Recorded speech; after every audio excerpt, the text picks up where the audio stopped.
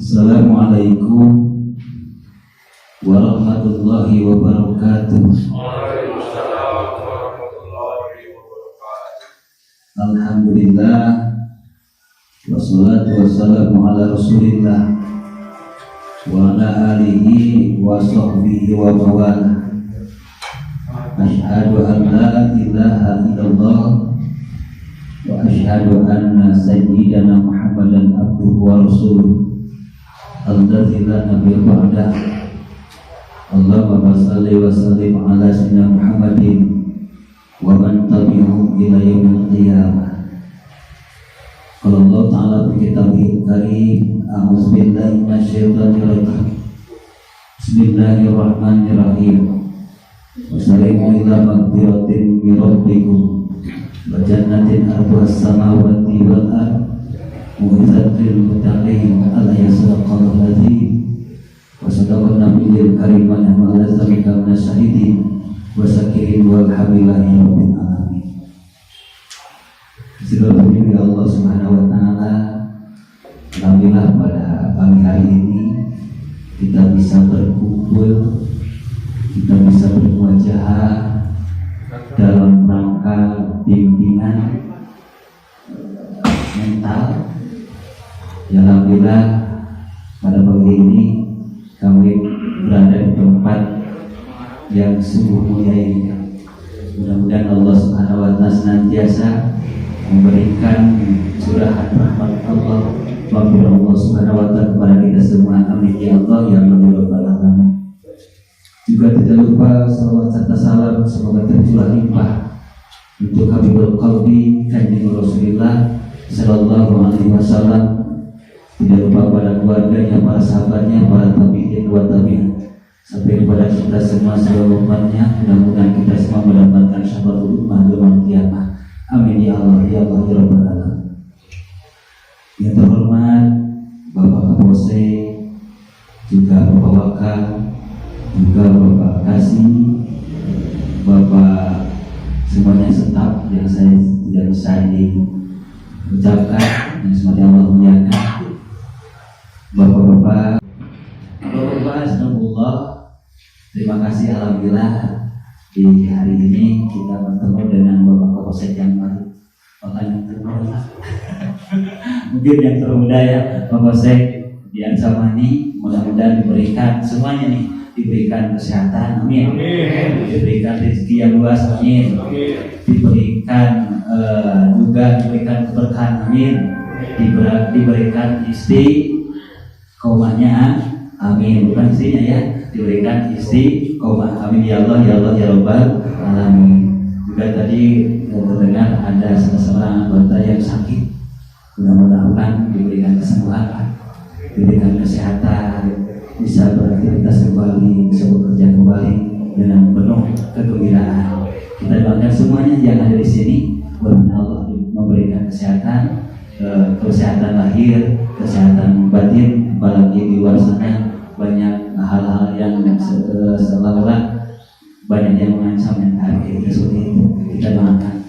Bismillahirrahmanirrahim. Allahumma inna nas'aluka kesehatan wa ma'afiyatan wal afa bi rahmatika ya arhamar rahimin. Na'udzubillahi wa qudratihi min syarri ma jiwada. Al-Fatihah. A'udzu billahi minasy syaithanir rajim. Bismillahirrahmanirrahim. Alhamdulillahi rabbil alamin. Ar-Rahmanir Rahim. Maliki yaumiddin. Iyyaka na'budu wa iyyaka nasta'in. Ihdinas siratal mustaqim. Siratal ladzina an'amta 'alaihim ghairil maghdubi 'alaihim waladdallin.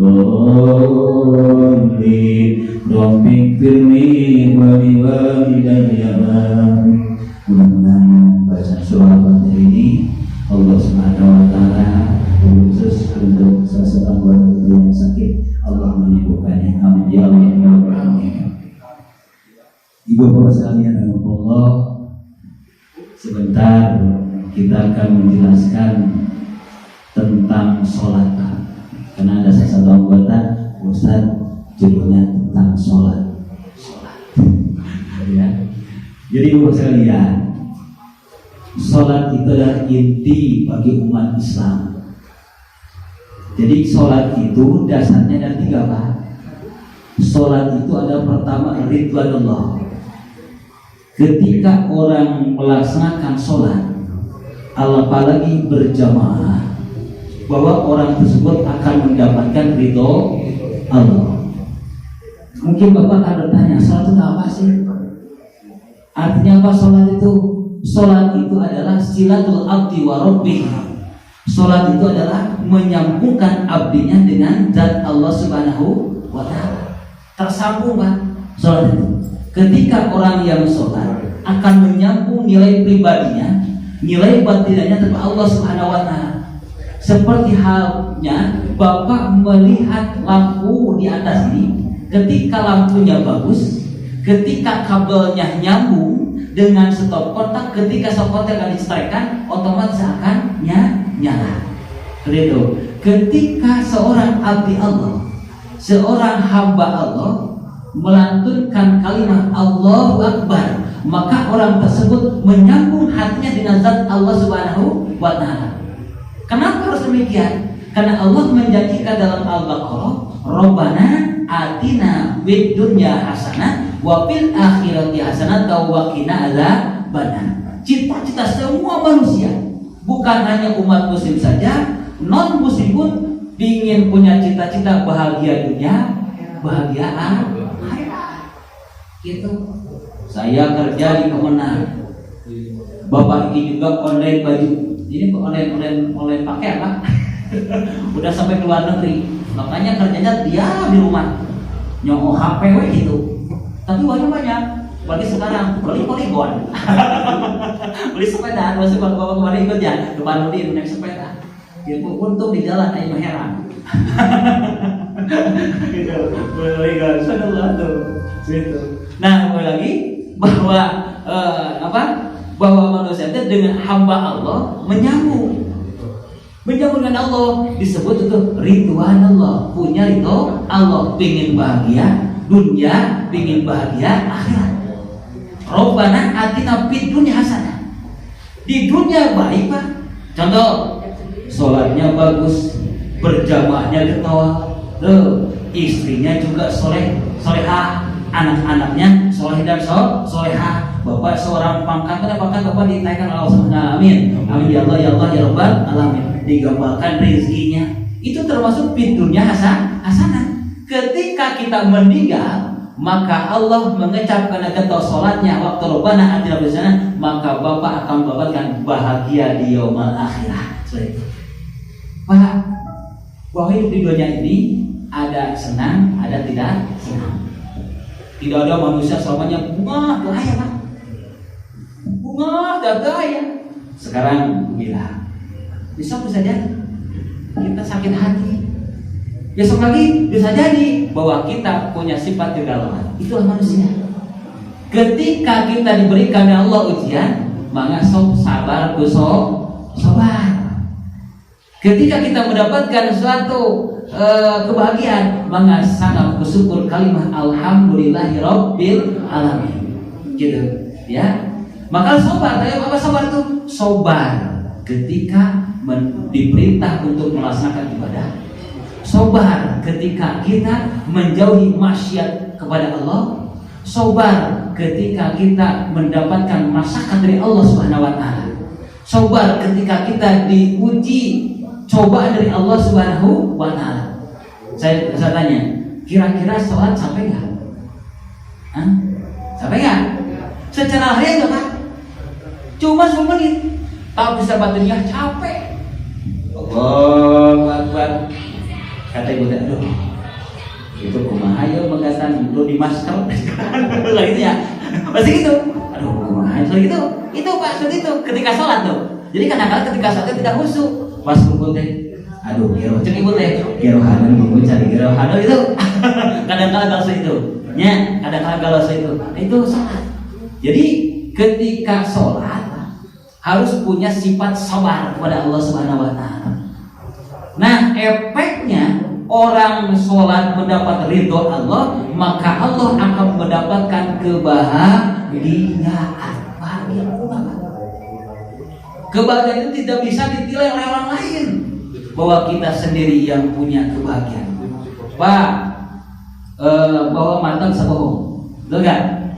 Mata bisa bohong, telinga bisa bohong, lisan bisa bohong, betul? Contoh, mata nih, mata. Bapak punya kayu yang lurus, coba masukkan ke air, Pak. Suka air, kelihatan itu kayu yang lurus, masukkan ke air, maka si kayu itu kelihatan dari atas bengkok, Pak. Betul kan? Betul.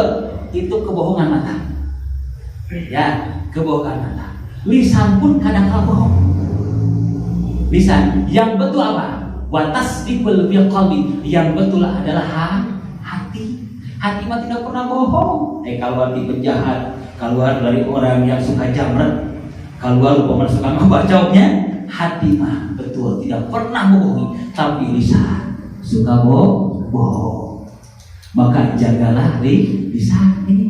Lisan itu kasepit. Lisan itu bagaikan pedang. Ketika orang pernah dibacok, pernah ditusuknya, orang dibacok ada tangan lagi ditangis, sampai kan paling 2 minggu bisa sembuh.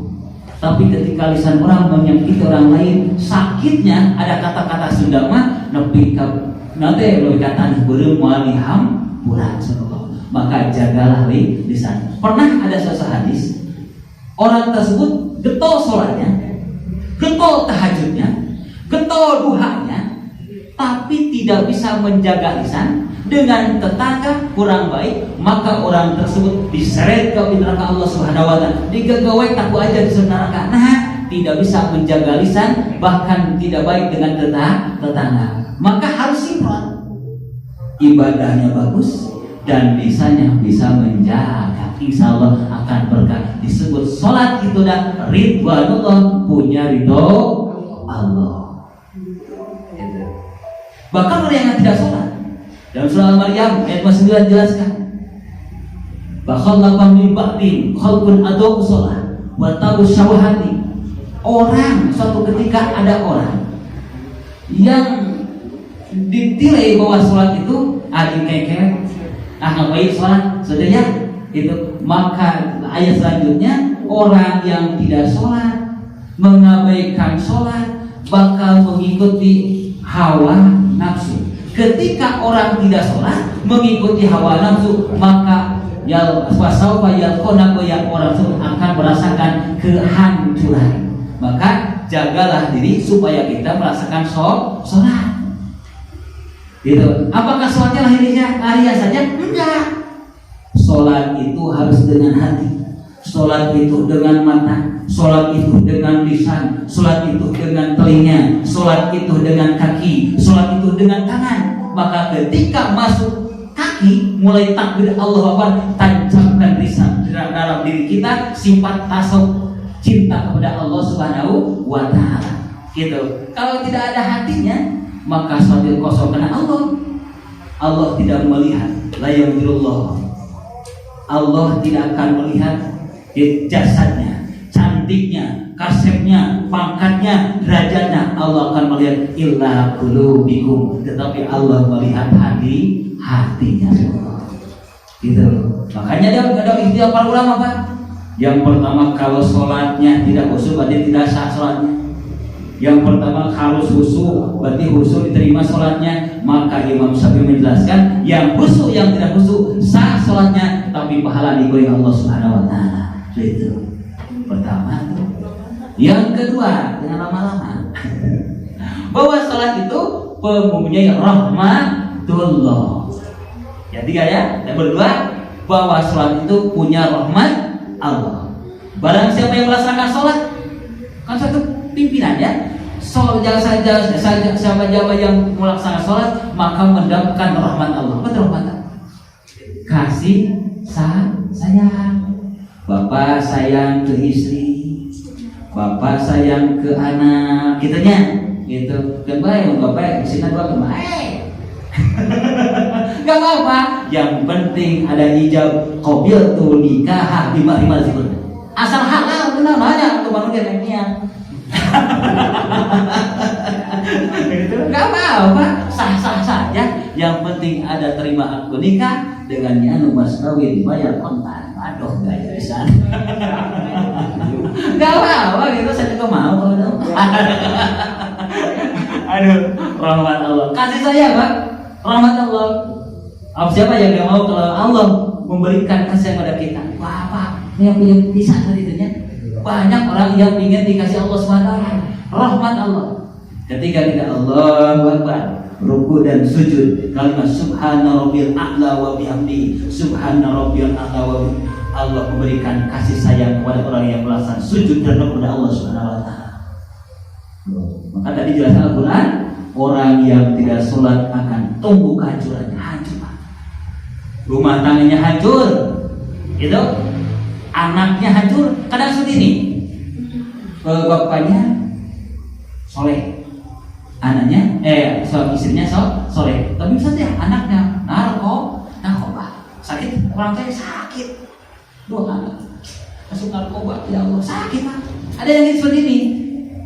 Suaminya soleh, gitu, istrinya toleh, masukkan udah batur, gitu kan? Terus itu sakit lah suaminya, sakit.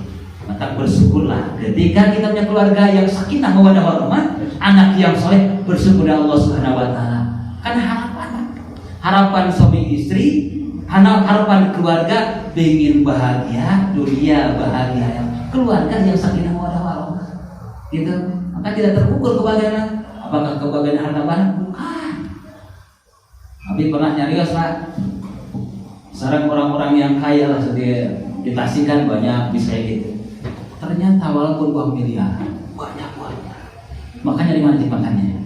Kan kebiasaan makan di luar kan? Di sini. Masuk ke ya. Kolestek. Betul kebahagiaan oleh Allah sudah cabut Allah Subhanahu wa taala. Maka kita bersyukur bisa makan di sini kan, bisa jalan gitu, bisa tersenyum, bisa sesapedahan ya. Bersyukur Allah. Nah, rahmat Allah, kasih Allah. Maka Allah menurunkan kasih sayang. Kan semuanya 100. Rahmat Allah diturunkan ke dunia 99. 1 diturunkan Allah Subhanahu wa taala rahmat Allah. Yang 99 rahmat Allah disimpan nanti orang yang masuk surga. Apa yang 1? Kita nikmat tidur, nikmat makan, nikmat jalan-jalan, segala macam kenikmatan. Tapi ada yang paling nikmat kalau Imam Ghazali. Yang Ghazali ya. Menurut Imam Al-Ghazali yang paling nikmat ketika Bapak makan jengkol terus mencerut, nyalas, ngeplau dah, gitu ya. Kan Imam Ghazali itu ketika kita sakit perut, langsung kita longsong dengan buang air besar, aduh nikmat. Itu kenikmatan yang luar biasa buat Imam Al-Ghazali. So, Bapak, lagi kita sakit perut, dia bengkak, dia pengen itu susah dan Allah. Nah itu sudah rahmat Allah. Yang terakhir Pak, yang terakhir bahwa sholat itu adalah termasuk ibadah. Apa itu ibadah? Pertolongan Allah. Orang yang sholat akan ditolong Allah Subhanahu wa taala. Gitu, kemanapun kita akan ditolong. Terus kan ada lagi nih Pak, saya kan suka ngaji di sini, ngajar nih ibu-ibu. Di sini kalau saya ibu-ibu dari sana ada 2. Ketika ngaji ada yang hilang senangnya juga enak, baru beli gitu. Apa yang terjadi? Kamu Pak, mudah-mudahan saya sibuk setelah itu pasti nggak doang gitu Pak. Mudah-mudahan singkat saya syukuran. Nah itu kata-kata yang salah. Udah kemana? Ketika kita kehilangan, gitunya, kehilangan rezeki, kehilangan benda atau apapun, kita usahakan mudah-mudahan. Gitu. Orang yang mencuri ini menjadikan orang yang kaya dan soleh. Maka malaikat akan berdoakan kepada kita sebelum kepada kita. Walaupun mudah-mudahan si burut eta nu maling senang sama meh nu maling dan nu burut nak urang heula menang. Ayo gitu. Itu ya iwadullah, pertolongan Allah. Maka dalam hadis, inna sholata tanha 'anil fahsya'i wal munkar. Orang yang melakukan sholat yang benar maka akan dijauhkan dari kejelekan, dijauhkan daripada kemungkaran. Mudah-mudahan kita semua yang pada saat ini kita bertugas. Bapak bertugas sebagai kepolisian, kami bertugas sebagai penyuluh kemenang. Kebetulan kami bertugas bagian ini ya, bukan narkoba, bagian seperti aliran sempalan. Untuk aliran sempalan, Bapak kami bertugas. Ada berapa kecamatan di sini? Aliran termasuk apa dia di sini? Termasuk aliran Sunasaringan. Itu ketika ini kacau, saya dipanggil ke mana? Sama nih gue gitu. Kalau narkoba biasanya nggak sekolah, itu pada dengan ya puskesmas, gitu sekolah ini kayak seperti itu.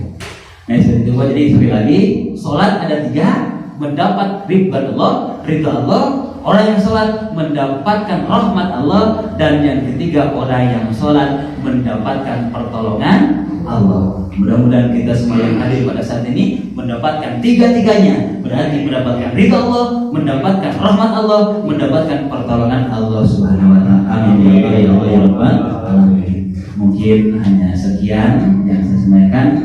Mudah-mudahan banyak manfaatnya dan mohon maaf atas segala kekurangan. Wassalamualaikum warahmatullahi wabarakatuh.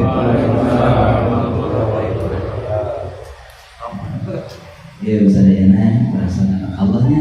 Mudah-mudahan Bapak-bapak Subhanahu wa taala dibanyakkan rezekinya, diberkahi Allah Subhanahu wa taala, dibimbing dari Allah Subhanahu wa taala. Tenang dan demo pasti sama dengan Allah. Mudah-mudahan sing terjaga pada hal-hal mantapnya akan bangsa ini. Allahumma shalli wa sallim wa sallim wa karim wa nurina wa ilana wa sallim wa radiyallahu tabaraka wa ta'ala bi sabati rasulillah ya Allah ya Allah. Alhamdulillahi rabbil alamin. Hamdan syakirin hamdan na'imin hamdan yafi ni'ma yukafi majdah. Ya Rabbana lakal hamdu kama yanbaghi li jalalika karim wa adil sultan.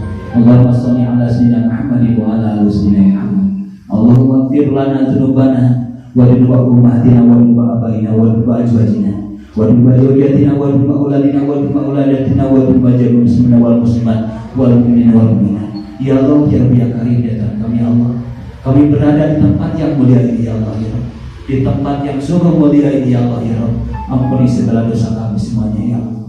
Bersihkan hati kami ya Allah ya Rabb. Bersihkan lisan kami, mata kami, telinga kami, dan semua badan kami termasuk hati kami ya Allah ya Rabb. Ampuni segala dosa kami sehingga kami mendapatkan suatu berkah ridwan Allah, mendapatkan ridha Allah, mendapatkan rahmat Allah, mendapatkan pertolongan Allah ya Allah ya Rabb. Ya Allah ya Rabb ya Tuhan kami, berikan ampun segala dosa bapak-bapak kami ya Allah.